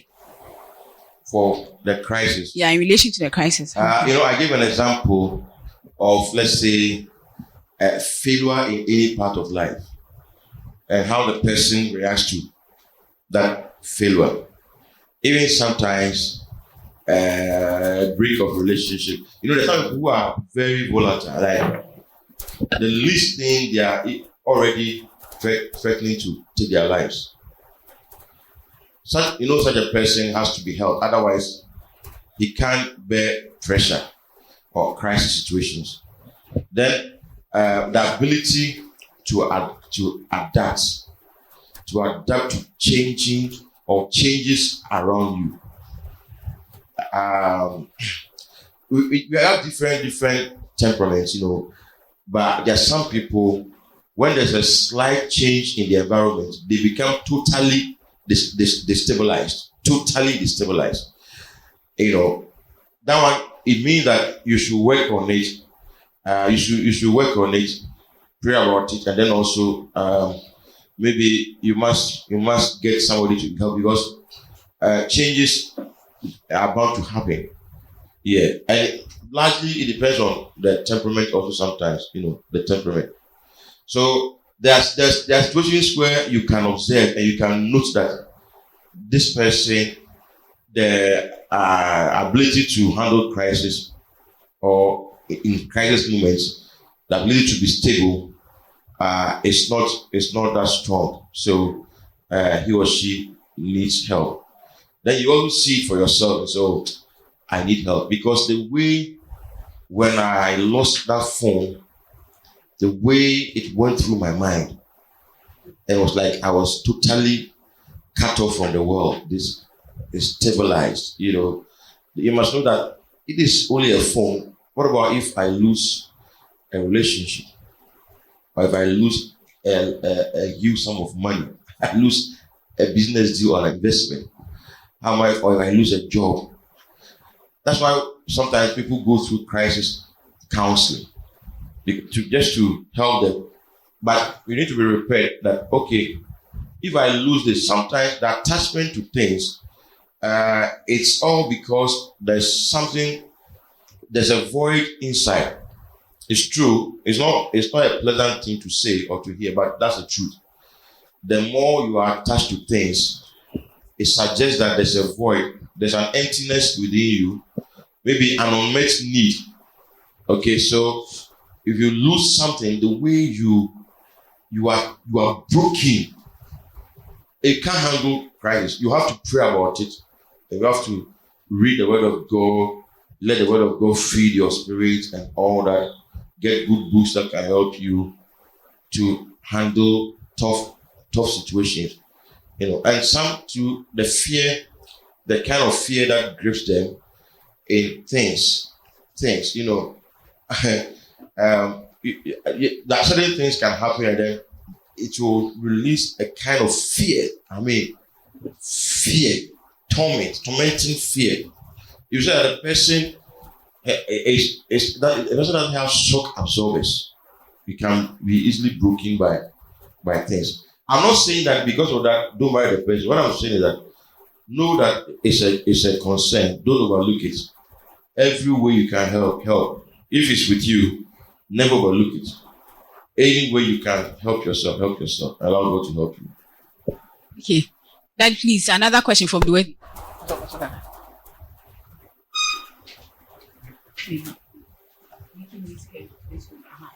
Said another thing is today's teaching is making me scared of this whole marriage journey. How should we guide our steps? Oh, hey, that's true. Oh, okay. I'm happy you are scared. It's better to be scared so that you go with caution than to throw caution to the wind. So it's not to scare you, but it's to more like it's to bring a balance and to help you to come face to face with reality. Yes, because that's what you are going to face anyway. So ordering your steps, it's God that will help us, will order our steps. The things that we have been taught in the word, apply them. Don't overlook certain things. Don't also be afraid, too scared that you see that life is not easy. You didn't know, you knew. Even the little life you experience, you know that it's not easy. Even how to even go about your assignment and all that is not easy. Yes, so life itself is not easy. So you better be prepared for it. That's what this teaching is about. Okay.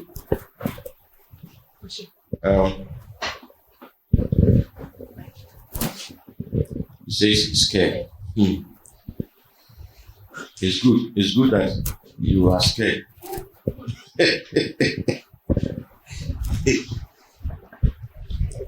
Daddy, please, when it comes to grooming of grooming of the person, of your partner, I remember one time he said certain things like the person's sense of style are not really, they are not main things you should look at. The person's sense of style, like sense of style, like in dressing and in dress. Okay. Yeah. So let's say when it comes to a relationship where you don't, let's say the person's mode of dressing is some way, and this is a case where you are not really responsible for buying let's say clothes for the person because you are not married. Okay, so how do you tell this person that maybe this shirt, don't wear it with this trouser, or this one there, throw it away, and like those things? How how do you go it's about true. it? The Bible says we should speak the truth in love. It says we should speak the truth in love. By all means, you are the only one who can tell the person. So you must tell the person. But the way you tell the person really, really, really matters. And number one, you must have the leverage, the platform, and the anointing to tell the person. Because the platform, the leverage, the platform is important. I mean, somebody you have met now, you have not really got into a place where you are very close and all that. I mean, you can't just let it out like that. Okay, but there's some places, some stages you can tell the person point blank, oh, change this thing. If you can change. Sometimes too, if you can afford, then you buy something for the person just to introduce some change. So this Kodespreker t-shirt you have been wearing for a long time, it's now faded. Kunkunu t-shirt. It's faded.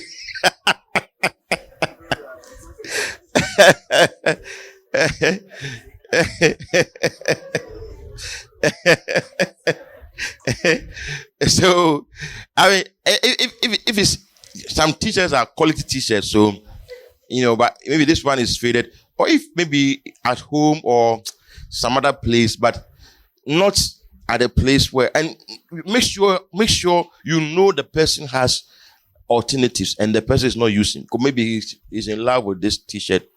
Okay, so you draw his attention to the alternatives.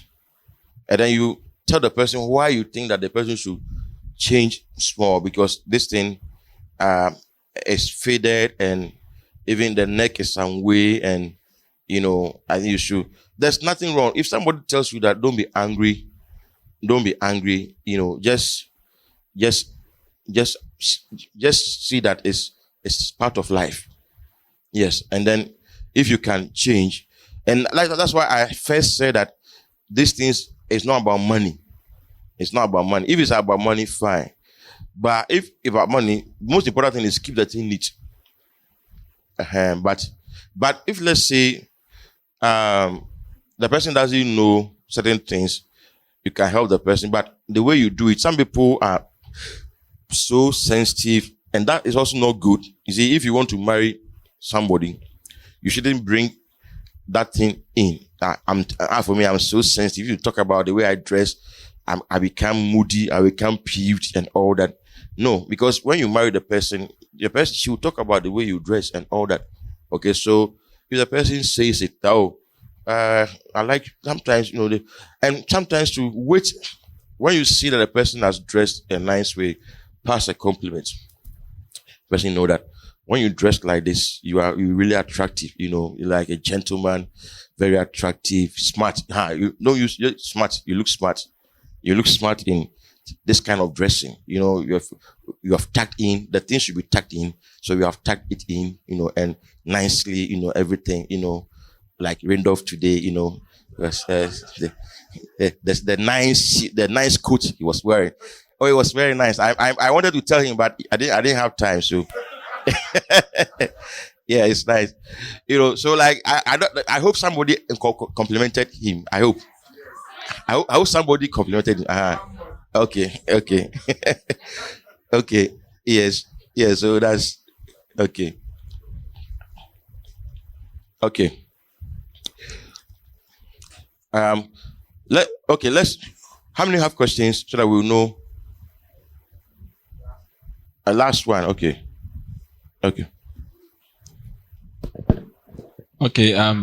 Daddy, please. We just learned that you should try as much as possible to voice out your feelings or thoughts about someone. Maybe you are friends with someone or even dating, and then realize that the person's dressing and other things are not, maybe other stuff like that, or maybe some attitudes are not good. Then you should be able to voice out. What if you are friends with more than one person, or even say dating should be one person, sorry. And then maybe you realize that maybe you are dating one, or you are very close friends with one. Let me use friends. You are very close friends with one lady than others. Maybe you even plan on maybe in the future dating a person or something. But I realize that the person is not voicing out things. I think it's true that for some people with some personalities, is either phlegmatic or melancholic, they are very reserved. They find it difficult to say things, feeling that maybe you might be hurt or something. Yeah. But whereas this person too is like that. But at least you expect that at least some things are there she will be able to tell you. Because I think there is some kind of saying that if you love someone, you love something, you try to correct. Even in the Bible it says God chastises those he loves. So then this person, there are some things that you expect at least you should be able to tell you so that you can fix it. But it's not, the person is not voicing out for whatsoever reasons. And then there is another friend of yours are not so close to, and maybe that person easily shares things to help you become better or stuff like that. So can you maybe end up dwelling on that and be like, this person's like, I said, well, I'm fantasy or something. Then you go for the other person. I said, you've kind of shown the other one for the other, but realize, this person is open to me. I think you will help me in future better and stuff like that. Yeah. Okay. That alone might not be a good thing to base your choice on, but coupled with other things.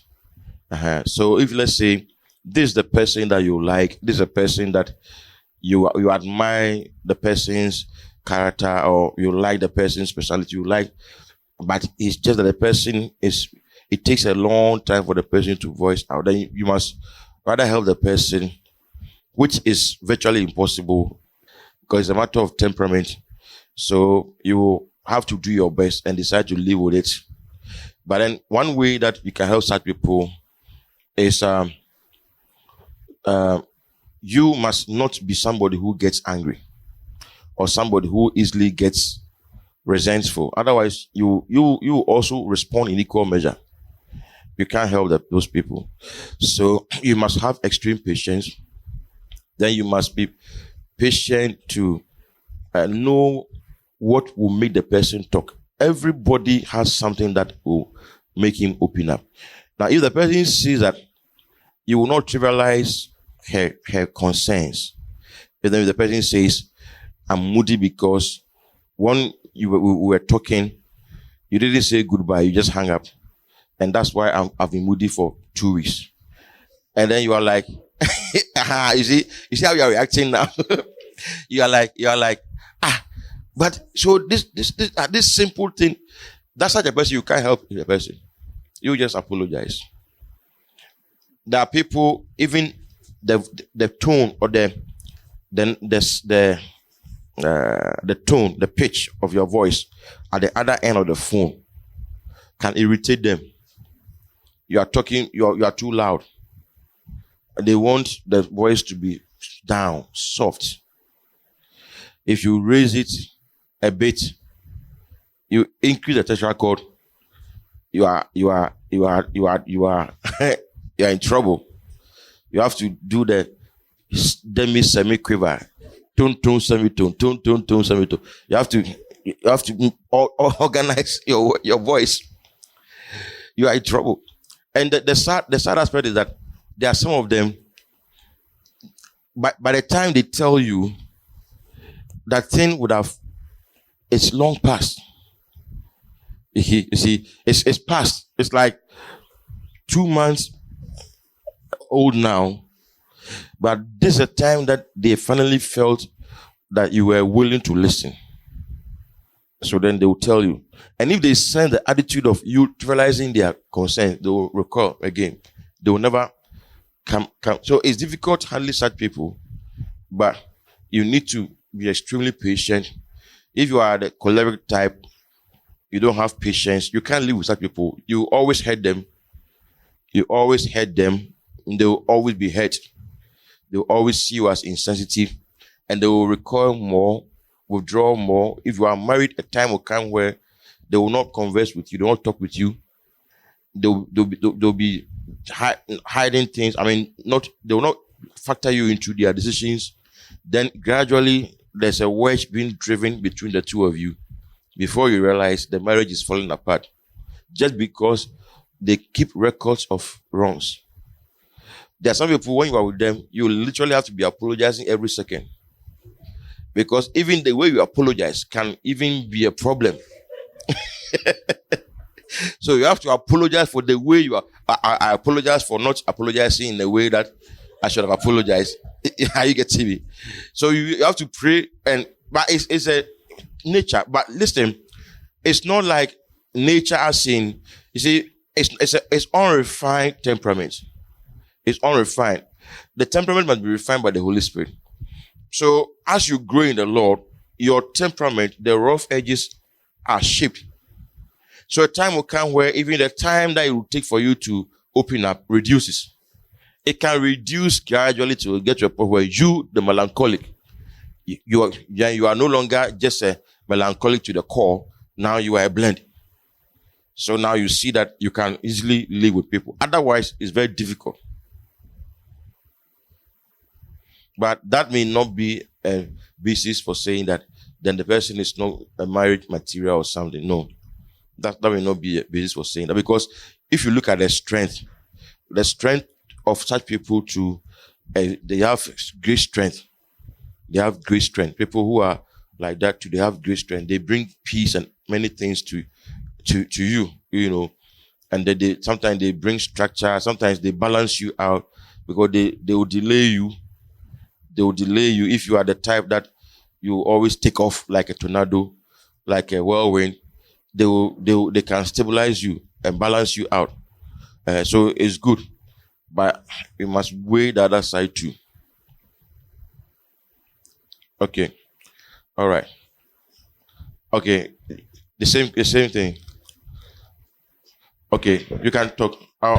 Yeah, you can talk. Let's say in a different, maybe the person is open, let's say sanguine in personality, but then the person is open to say how they feel about others, right? But about others. But for you that you are too close together, that you know that you like each other and all of that, to you that the person is not open to you. But others, the person is free to. I don't know if what I'm saying. Like you are offending the person. The person won't tell you. Maybe that's one, or even apart from offense, to some things you do that he doesn't like. Like maybe apart from even doing maybe your dress and maybe body odor, maybe those kind of. Like he will tell somebody about you or about the person. I know. Let's say that it's not a man and I, and the lady is Karen, and then